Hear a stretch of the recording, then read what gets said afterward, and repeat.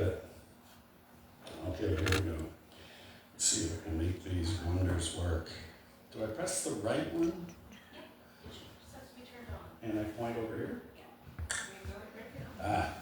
So, a few facts to ponder, as they say. PEI was never known for its fossil record. In fact, when I started writing my book, a friend of mine, a well-known geologist, said, "Why PEI? There's nothing there to write about." And I said, there is, that's the point. That's why I'm writing it, because there is something to write about. And in the last few years, there have been a huge number of discoveries. And I'll be pointing out somebody here in the audience and embarrassing him in a few minutes, but I'll just leave it at that for now. But Prince Edward Island holds the only record of life on land during the Permian period of Earth history in all of Canada, in this huge area of Canada. There's some areas in the far, far north, Ellesmere Island and others, that have a record of the Permian in the deep ocean. But as far as life on land, this is it. And it's a really important evolutionary time in Earth history. So, as people are becoming aware, more and more people, citizen scientists, are discovering things on PEI. And one of these you may have seen referenced recently, this discovery of this very, very large footprint, singular footprint. And I may as well embarrass you now, Patrick. This is Patrick Brunet. That's his hand in photograph.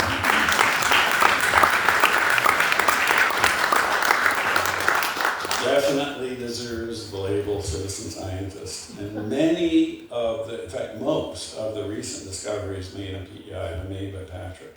He has an exceptional ability and eye. And I will give a little plug for my little book, because you were told me that your father had loaned it to you, and that somewhere in there I said that most of the discoveries were made by just citizen scientists, by everyday people walking the beach. That I'm going to go look, and 15 minutes later found this slab with this incredible trackway of reptile footprints. And he's never stopped since. So I've made some outstanding and world-class discoveries, some of which we'll talk about. So others have made discoveries, sometimes just by happenstance. This Lisa Cormier may have heard about her discovery of a skeleton in Cape Egmont a few years ago. It's currently being studied, and I'll bring you a little update on that.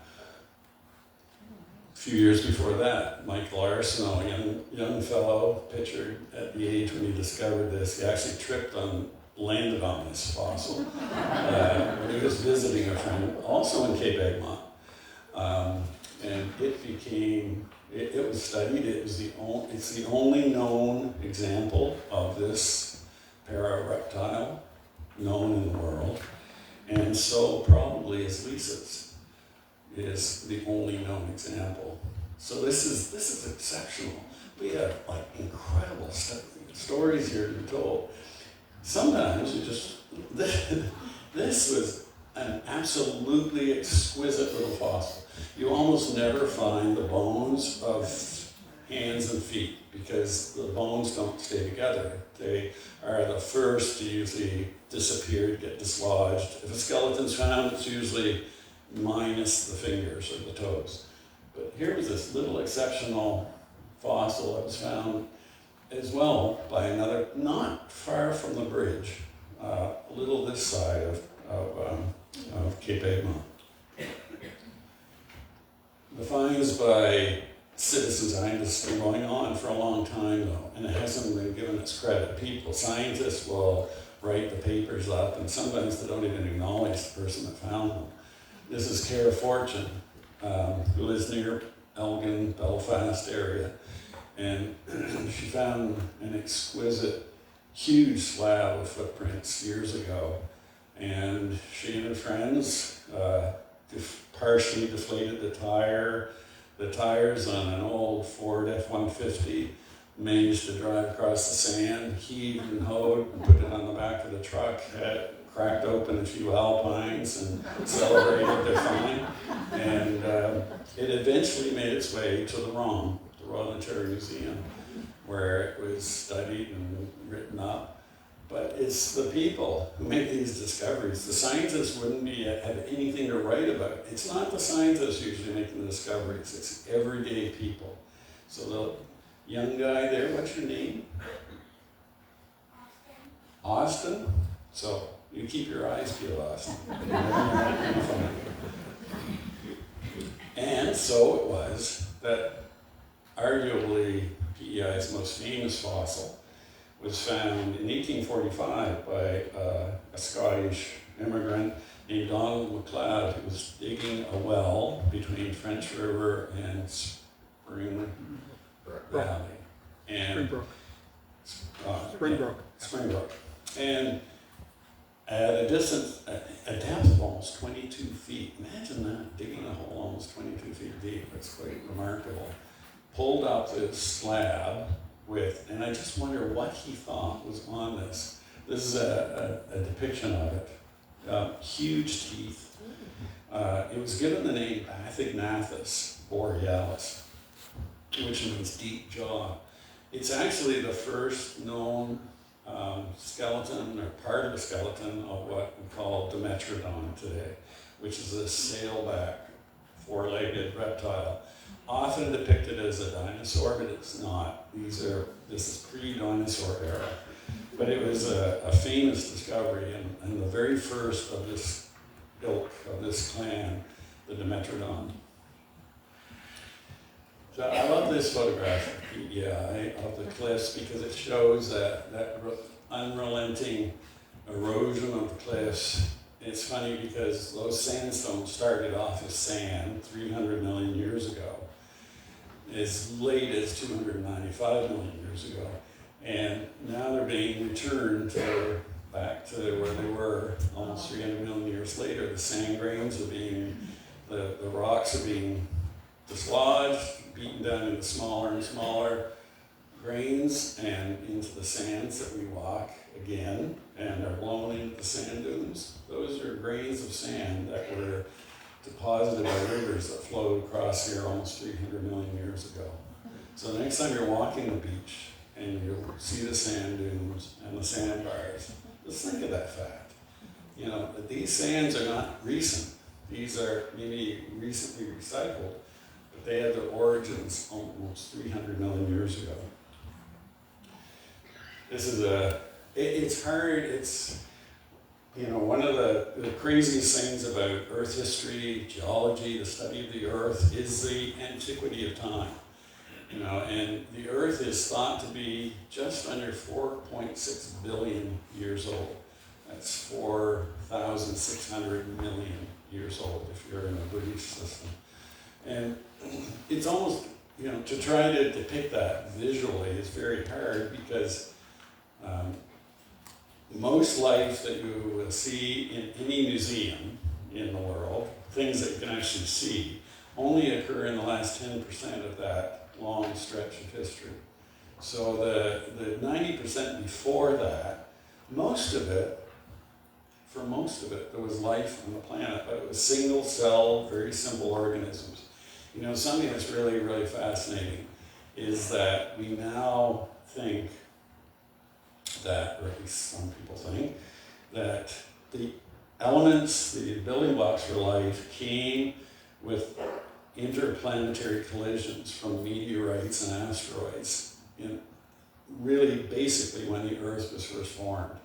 We find evidence of life that's about 3.5 to 3.8 billion years old. And the first rocks that we have on the planet are only 4 billion years old. Before that, it was a molten sea of lava. So it was almost from the very first we have life, and it was blue-green algae, cyanobacteria, stuff that we don't welcome today, but hey, it's been around for almost the entire history of the Earth. So it's kind of fascinating, eh? That there's this, we kind of are stardust, you know, life originated, perhaps, the building blocks from, we now know from comets that have been sampled in particular, and also meteorites, that all of the building blocks required for life are out there in these interstellar objects. Sorry, I digress. There we are on the history of life, just before, and I know it's hard to see perhaps, but as we go around the sweep to the end here, we see the dinosaurs, and then the end of the dinosaurs, and the first mammals, first birds before the dinosaurs go extinct.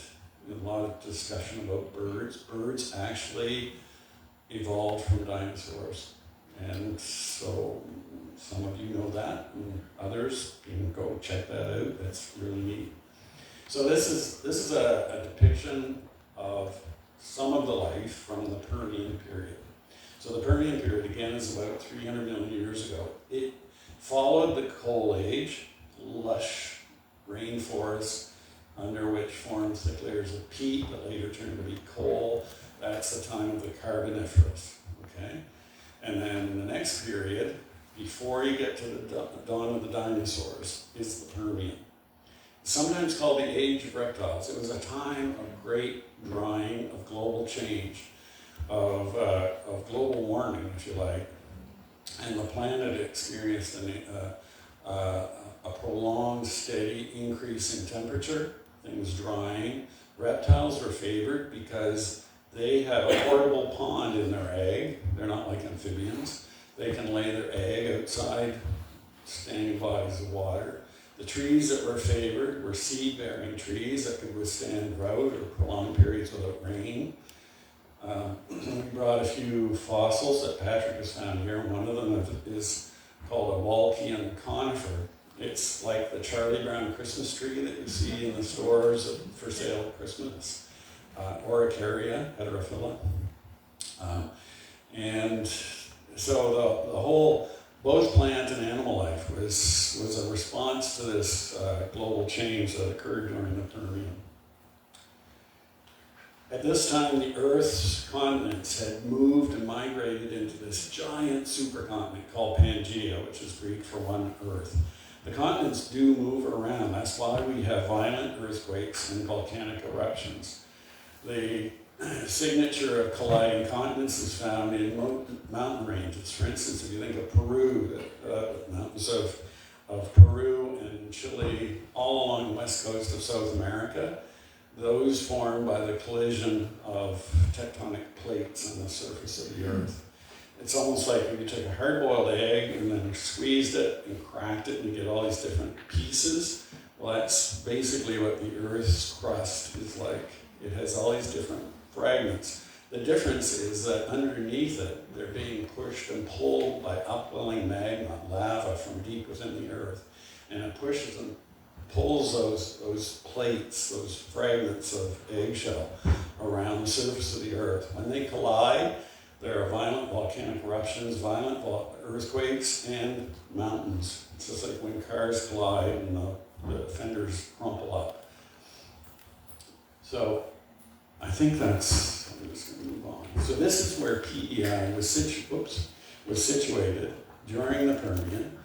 It's why I call my book Island at the Center of the World, because PEI was right there, smack in the middle of Pangaea on the equator. Couldn't get much more in the middle than that.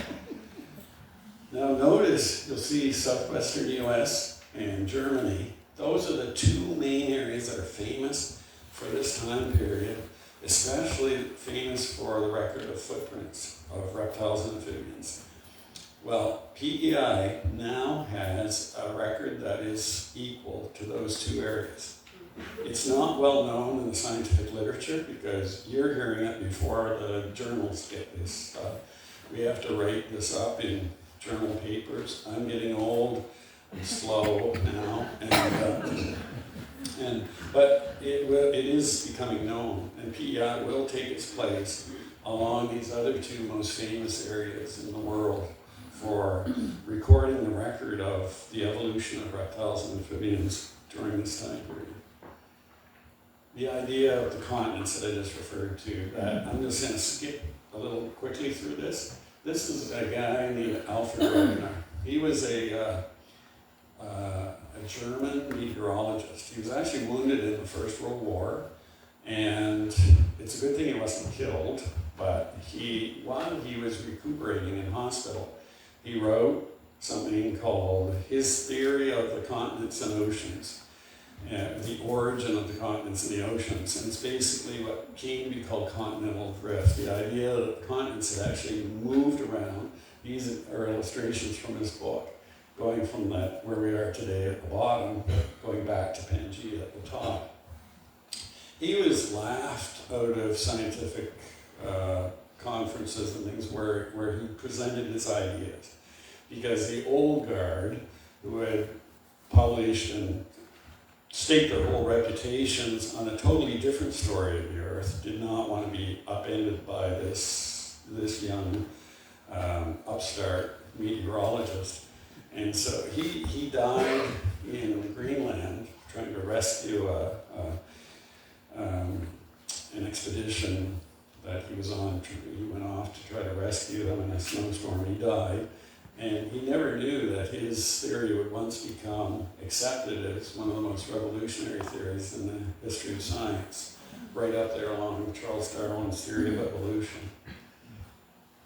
But we now know that if you go back in time from the modern world to the end of the dinosaurs, to, there's PEI by the way, to earlier in the dinosaur era, the Jurassic, and to the later Permian, where PEI was at this time just north of the equator, you'll notice there are times when there was ice caps on the planet, on the Earth, and times when there weren't. And these are called icehouse greenhouse cycles.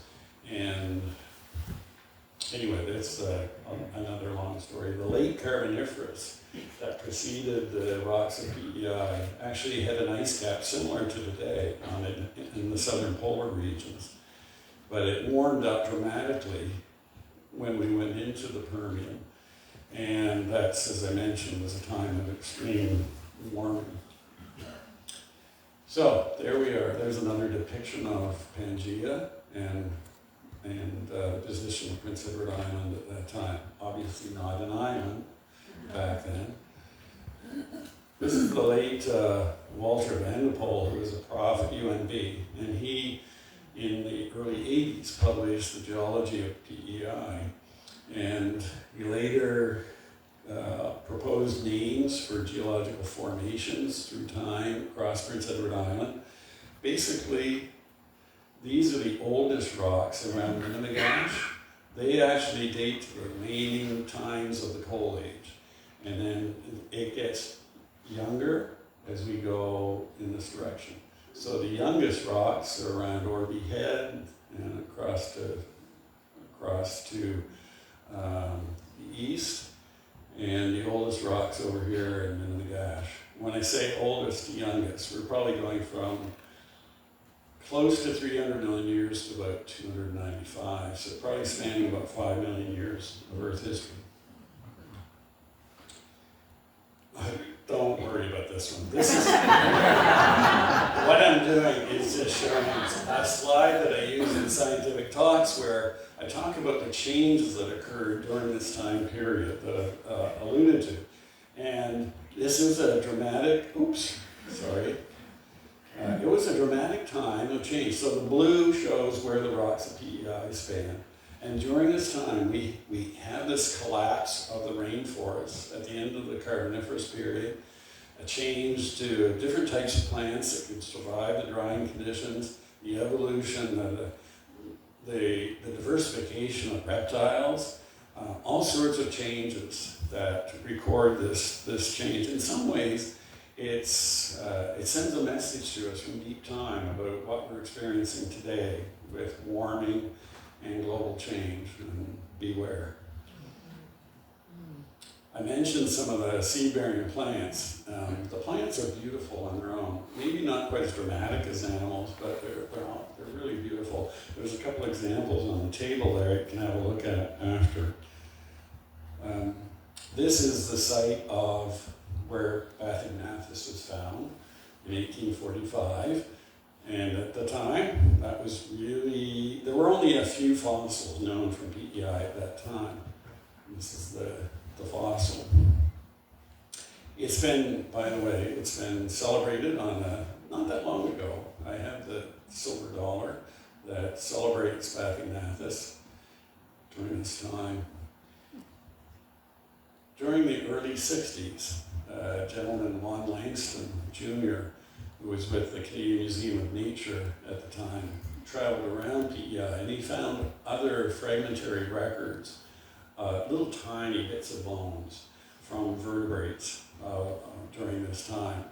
But really not much else was discovered until the discovery by Michael Arsenault, God bless him, a 9-year-old boy that landed on the fossil that became known as Erpetonax arsenatorum, named after him.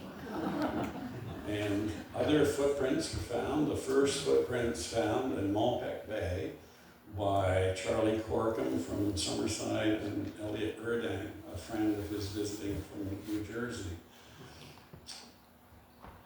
Footprints were found as well in Point Prim, and these are at the New Brunswick Museum currently. Hopefully we'll have a museum here one day where we can bring these back and display them here. And these are some other of the footprints that were found by Care Fortune and Company. This is the fossil found in Michael Arsenault.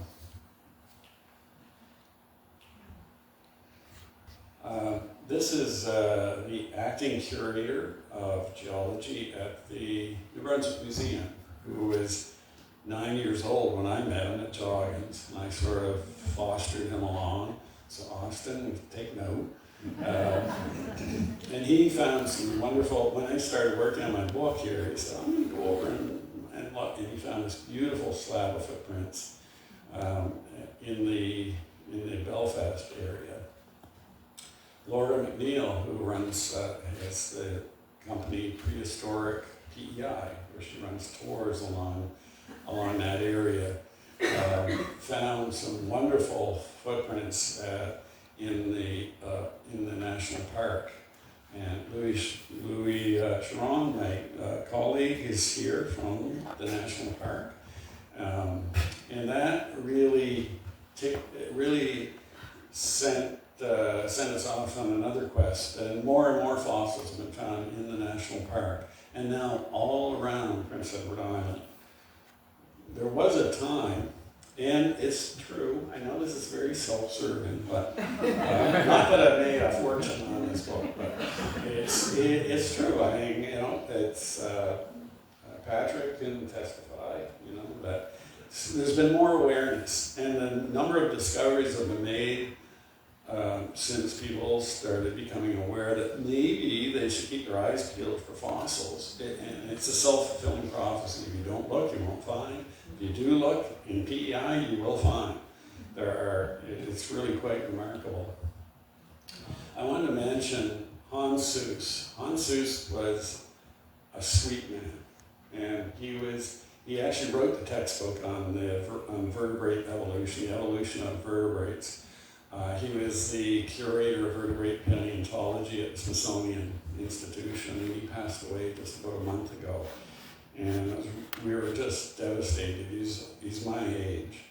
And he wrote the introduction to my book. So I just wanted to acknowledge Hans. And you can read his words of PEI. And he had a real connection to PEI and to Lon Langston, who did that early survey looking for fossils of reptiles and amphibians here. Yeah, this is just a prediction that people will be coming here more and more to look at fossils here on PEI. Patrick, there you are. and when I say citizen scientists writ large, I mean it. It's quite remarkable, the discoveries that Patrick has made, and very unselfishly putting in a lot of work without getting paid, and just doing it for the right reasons. And now, the discoveries, that's an old map of Patrick's. It's virtually anywhere around PEI that now fossil discoveries have been made, anywhere along the coast. Now that's a map showing some of Patrick's localities. It's not even complete, but it shows some of the areas. Again, not something I expected to dive deeply into, but this is showing various types of footprints of reptiles, mainly reptiles, but also amphibians, that are found, and those bars are going through geologic time through the early Permian. And it's showing that certain footprints can be used as a diagnosis for the age of the rocks. And this is the time period that's represented by PEI, and all of those footprints from southwestern US and Europe are found here. All of them. Maybe with a couple of exceptions, but we pretty well filled them in, haven't we? Because Pachypes, one right in the middle, wasn't known when I did this slide a few months ago, but it is now. So, you know, it's really quite, remarkable. We also know that the record of PEI extends the ranges that were known for some of these animals as well, making usually that they're here before they were recognized anywhere else on Earth. So that's enough of that. Back to some pretty pictures. So this on the bottom right is a recent discovery that Patrick made, and it is immense. It's about the size of a dinner plate, that footprint. The creature probably weighed about a ton. It would have been, the name of the footprint doesn't matter that much, but it's probably something called Pachypes. What was it made by? Well, probably something called a Paleozoic Era. I'll show you a picture in a minute. But these are some of the other types, these are the other footprints showing some of the diversity. The biodiversity represented in the footprint record alone is really remarkable. Okay, enough of that. So these are the candidates, as I call them, Cinderella slippers. So we have this slipper, and we have to be like Prince Charming and going around trying to find whose slipper this belonged to. And so we need a fit, the right size, the right shape, and these are some of the major creatures from this time period, and virtually all of those are represented here on Prince Edward Island. The one in the back, Dimetrodon, with the sailback in the very back, and the fearsome mouth and teeth, that's Bathynathus. That was the original name, Bathynathus. The one in the middle, that's a plant eater, called an Edaphosaur, and we now have a fossil of that. We think that Lisa Cornrea's fossil found in Cape Egmont is actually an Edaphosaur. It's being studied now by Hilary Madden, professor at Carleton University. That's what she thinks. This is the likely maker of what we call Bigfoot, this Pachypes. It was a tank-like, ugly look. It looks like something you'd see in a movie, right? Star Wars or something. Really fearsome looking beast. A plant eater that most meat eaters probably wouldn't mess with. This was the, when we talk about Prince Edward Island, I've been asked this question about climate change, coastal erosion, how's that impacting the fossil record. It's a double-edged sword. So with more erosion, you have more exposure of rocks, and so more fossils are being exposed, but they're being exposed more quickly, and they get destroyed quickly. So there are more discoveries, or potential for discoveries, but there's also a very narrow window in which they exist. So this fossil that was found by Lisa, which is in this rock right here, it was that was low tide. At high tide, it was covered. And here, that's not very far. So we had less than 5 hours to excavate that from the rock. We had to dig a trench down about 2 feet and then try to lift underneath, and the rock was extremely weak and crumbly. We did our best to keep it intact, but it wasn't easy, and that's now being studied. So, but this just gives you an idea. The tidal environment is dynamic, you know that, living here. So there's also the impact of storms, things like Fiona. But this was an exceptional find. Luckily, Lisa saw this very, very quickly. She was walking her dog, walked by it 2 or 3 times, but what is that? And looked closer. She contacted Laura McNeil.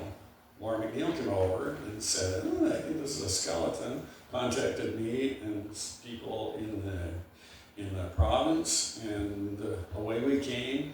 And this was just before Fiona would have taken it away. And we were really lucky to, this is the actual fossil in the rock. That's the skull and the neck. And we thought these were ribs, but they're not. That's part of the sail on the back of the creature. So here we are working away. That's Matt and Patrick. Me just standing there taking photographs. And others that were helping as well. But it was a race. It was a race against time. And then we had Fiona, and so extreme weather events are a different thing. Okay, I mentioned about increasing coastal erosion, but extreme events can just take things away in a heartbeat, as we know. So these 5, I don't know if they show up very well, but on these 5 or 4 main big slabs here, there were footprints running across of all sorts of different creatures. It was really profound. And before we had a chance to, that's one of the slabs, and you can see footprints, 2 sets running up this way, bigger ones going across this way, other ones down here. But before we had a chance to have those saved, Fiona, this is a photograph that Patrick took, and those are the slabs as the waves came in with the onset of Fiona. And after Fiona, there was nothing. They were gone. These were slabs of rock that were as big as this lectern or that table, and they were gone. Or the force of the waves, they were just gone. So, it's a double-edged sword, erosion. It certainly is, and sea level rise as well, and extreme weather events. So what are we going to do with all this? We've been, amassing, I keep referring to this really important growing collection or record of paleontology here. And I can't predict what's going to happen, but I certainly hope that, I know there's last I was here in November, Rosemary and others were here advocating for a museum for the province, and I certainly hope that happens. This alone is enough reason to have a natural history museum, but of course it's not the only reason, but I certainly will endorse and do anything I can to support your quest for a museum for the province. But in the meantime, the PEI, Heritage Museum and Heritage Foundation, and Parks Canada, Louis, thank you, have rallied to support the fossil protection and also the collections working together. Sometimes you hear about provinces and the feds not working together. They are working together very well, thank you. And we're working to amass a collection. We have a nice database that we're forming of all the collections, and also amalgamating historic collections that were made years ago. Some of you may have known a man named John DeGrace, who used to be at UPEI. He was actually a geologist, but he was working as a registrar there. And he had a collection that he had started of fossils. I've been through all of that as well. And this was last November, and it's Leslie and from the PEI Museum and Heritage Foundation, and Louis, and some old guy pretending he works Canada in the back. And this is in Greenwich in the facility. Parks Canada has made available area for storing collections there. There are also fossil collections being stored in the Museum Heritage Foundation facilities as well. But we really hope that one day there'll be a proper museum for all these. And so I really support all of you that, I know we have priorities. I heard on the way here that the number of family doctors has dropped from 131 to 90 some in the last little while. There are priorities, of course, but the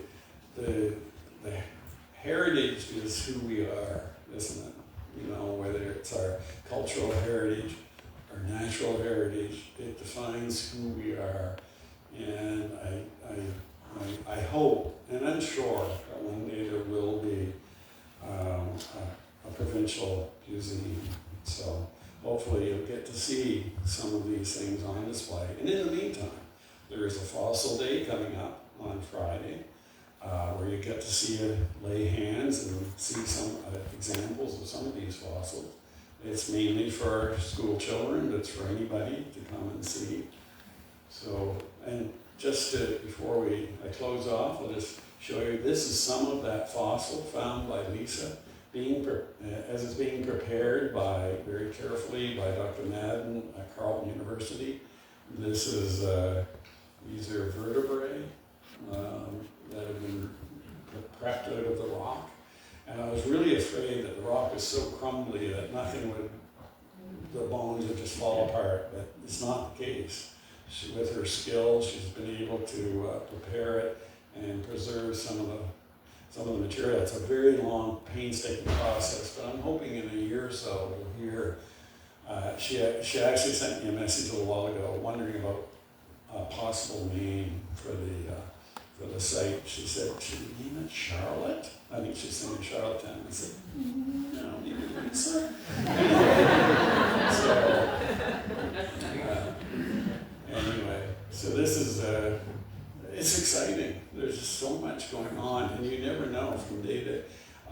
Speaking of Margaret, there was a nice lady named Margaret that showed me some photographs of fossils, potential fossils she had found. And I love being perplexed and going, oh my, I've never seen anything quite like this. So I'm gonna have to scratch my head a bit and see if we can figure out what this is. Anyway, that's the creature that we think, something like this, is the fossil that Lisa found, that we excavated. Here's another one. This is a dragonfly wing that Patrick Bernay found. I almost found it, but he was 2 seconds ahead of me. And it's being studied by Dr. Olivier Batu at the Natural History Museum in Paris. And he has concluded that it is a new species never seen before. Maybe a new genus as well. So again, things that are being revealed by the rocks here in PEI have not seen the light of day for 300 million years, and in some cases have never been seen by anybody else, any human being, ever. So this seems to be the story over and over and over here. So it's really exciting and remarkable. So I'll tell you one thing, you can bet your bottom dollar that there are more discoveries coming. So I just wanted to thank many people that have been very gracious, kind, and supportive, listed here. And I'll start with Nature PEI. Thank you so much for allowing me to come and ramble about some of these exciting things. I hope you do find it in some ways interesting. And if you do want to pick up a copy of my book, you can get them at Bookmark, by the way. I always log Bookmark. They are great. You can always get one there, but if you want to get one here, you can e-transfer the funds. I have my email there. You can trot off with one, or if you want me to sign one, if it's not going to ruin it for you, I'll do that as well. So I think that's it. Let me just see. Yeah, that is it. And again, thank you so much for coming out. I'm sorry if I kind of stumbled and bumbled. I was just recovering from a little bug that I had. I don't have it now, but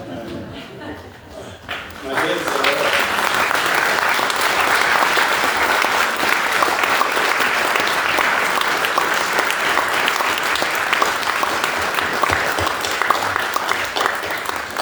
I'm applauding you.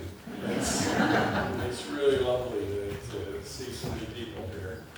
And this is all our story. It's not my story at all, but it's our story. Yes? Why are footprints raised? Good question. Were any of you in Girl Guides or Boy Scouts? Anybody? Do you remember doing the plaster of Paris casts of footprints? So there'd be a footprint in the mud, but well, what can you do with mud?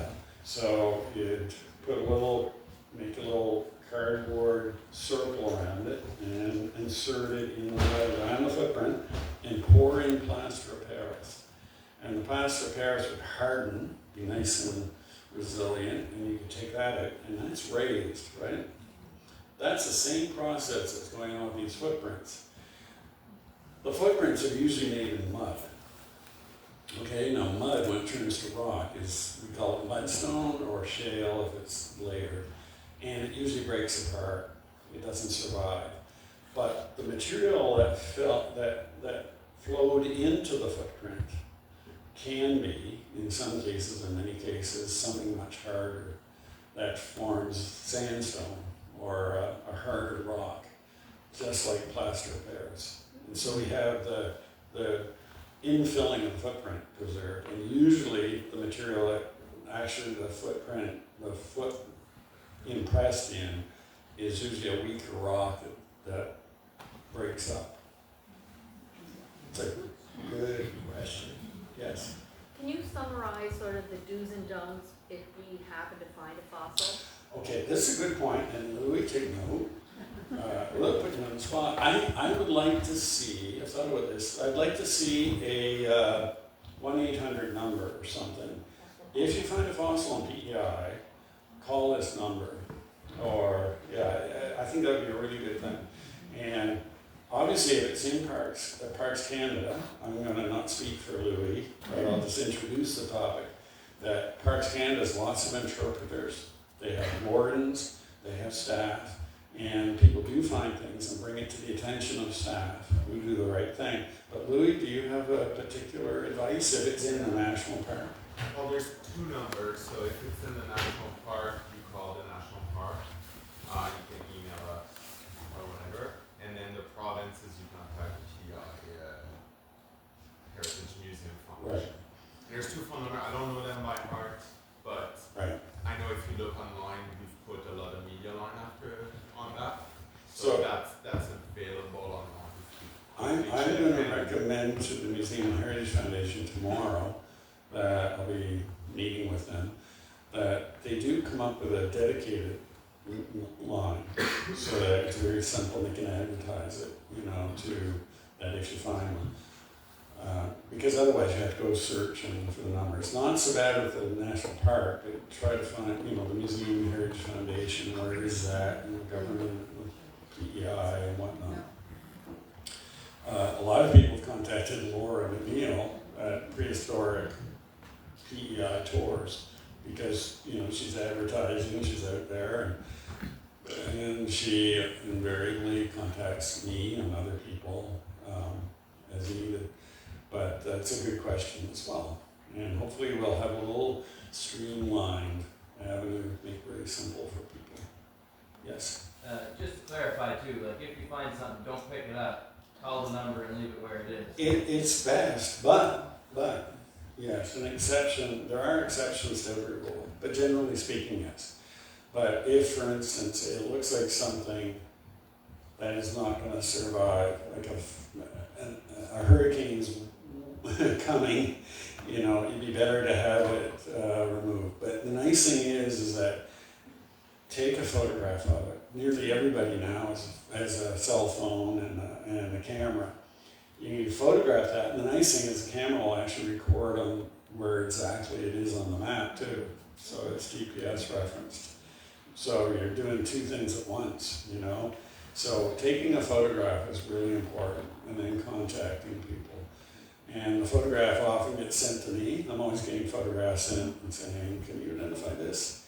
And then sometimes we go out having a look as well. Yes, you two can arm wrestle. Who's going to go first? If we were fortunate to get a PEI history museum, natural history museum here, what chances do you think we have of returning to the island our fossils that are now housed in other museums across the country? You know, that's an interesting question. And so the question was, what do I think are the chances of having fossils repatriated to PEI once we have a museum? It's an interesting question of whether you want that or not, because there is value in having PEI represented at the Natural History Museum. Paris will be sending it back. You know, they will send it back. We've already agreed on that. But there is some value in having things in other museums around the world, like the Royal Ontario Museum or whatever, and having something at PEI represented so people go there and go, oh my goodness, look, I never knew PEI. So, but there is a good chance of fossils being repatriated. And current discoveries, like the one being worked on at Carleton by Hillary, that is expected to come back. But something like that deserves to be in a very special, especially curated territory area. And so we can't rush too much until we actually have the proper facilities, right? But I think there's a good chance for most things. And your neighbor, any question? Yeah, my concern is mainly for the conservation of these pieces. And I'm wondering if Parks or PEI and Museum and Heritage Foundation have had a professional conservator come to speak about the risks and benefits and methods of preservation. You know, there are a lot of preventive things that can be done, and others have to be done on site because we don't have the facilities, we don't have the expertise here. To some degree. I don't know if I've been advising them well, but I have been giving them advice from my experience. Oh, the question was, do we have advice of professional curators and conservators? The good thing is that most of these fossils are incredibly stable. The nature of them, they are very stable, and they're not as liable to degradation as some fossils. So we're lucky that way. But there really hasn't been, I guess I would say that there hasn't been a demonstrated need for that. But as we go on, like things like the fossil that's being prepared at Carleton now, that will have advice from the professional curators and conservationists. You know, when it's returned, it will have to have special care. So, but most of the fossils, like the footprints and the plant fossils, most of those are very, very stable. And they've been demonstrated to be so because some of these have been collected for many, many decades, and there's no change in them. So, Well, I'm thinking of things like handling, which seems like a really simple thing, but many things come up intact and then they're damaged in handling, they're damaged in transportation. yeah, And if they're saturated and they dry out too quickly, they will crumble. So right. it's just those practical things that really could be, there could be guidance on them from someone who's seen how how as durable as they seem, are really quite vulnerable in certain circumstances, everyday circumstances. Yeah. That's a good point. And final question is about legislation. Does PEI have adequate legislation, do you feel, to protect these? I think it has adequate. The question was, does PEI have adequate legislation to protect fossil resources? I think the legislation needs to be updated. It's more focused towards archaeology than it is to fossils, because when the legislation was written, it was like, fossils are just kind of an oddball thing, there aren't many. So it's mainly geared towards archaeology. The national park is different. They have very specific and I think very adequate rules and procedures and protocols. I think in the province, it's just really a question of tweaking. Right now, they use the archaeology, trying to think of a word, framework of using the same for archaeology, but just replacing the names. So we're doing okay, but there needs to be some updating, I think, a little bit at the province level. If one finds a fossil, would it be a good idea to spray it with some kind of a fixative to keep it from falling apart? That's a very good question. A lot of people, so the question was, if a fossil is found, would it be a good idea to spray it with, no. Okay. No, not with anything. No. And a lot of people will spray it with a lacquer Yeah. or varnish or something, and that can absolutely ruin a fossil. From a preservational standpoint, it can interact with it, but also it fills in some of the fine details that you can never ever see again. It may make it nice and shiny, but it is not a good idea. So please do not spray lacquer or anything like that on a fossil if you do find it. Yes. I'm just wondering, maybe I missed the point, but the fossils like the one you're calling Bigfoot and Lisa Cormier, are they contemporaries of Bathanasis? Yeah, they are contemporaries. The question was, were the various fossils that have been found, like Lisa Cormier's and, well, relative contemporaries. These are all basically all from the early Permian. And in geologic terms, we'd say they're contemporaries. Lisa's was a little bit older than the Bathanasis and the big footprint. But, we're only talking a million years. In geological terms, it's close.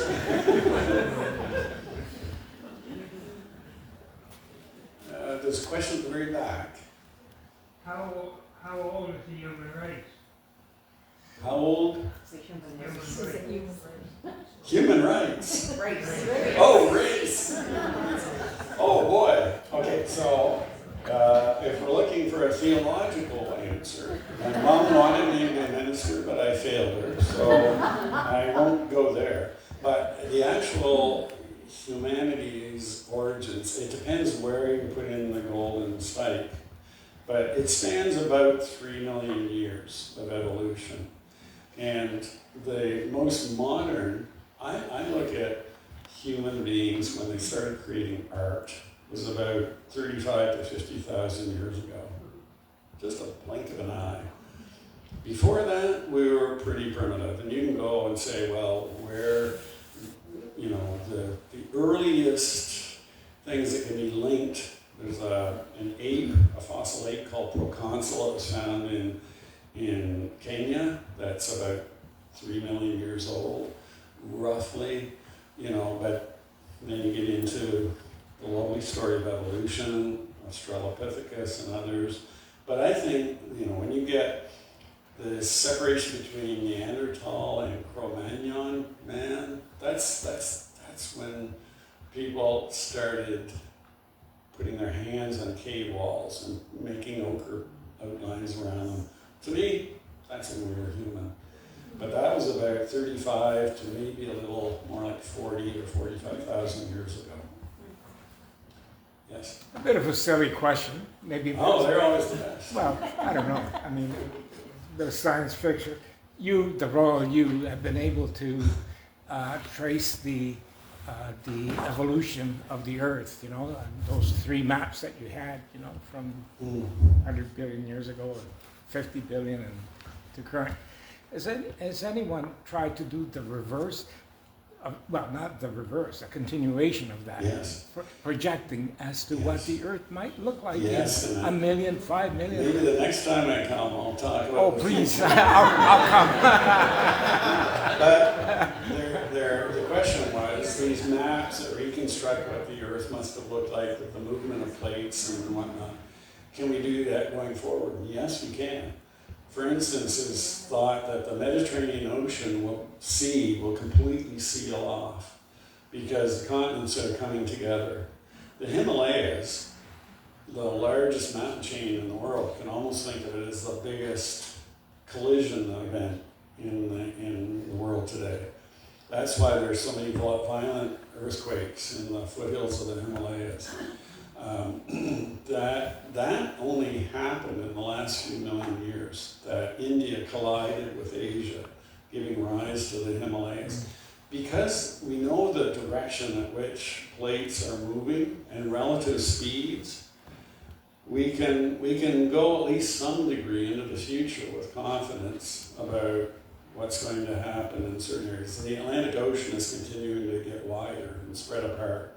We're drifting away from Europe and North America and Africa, and about the speed that your fingernails grow or your hair grows.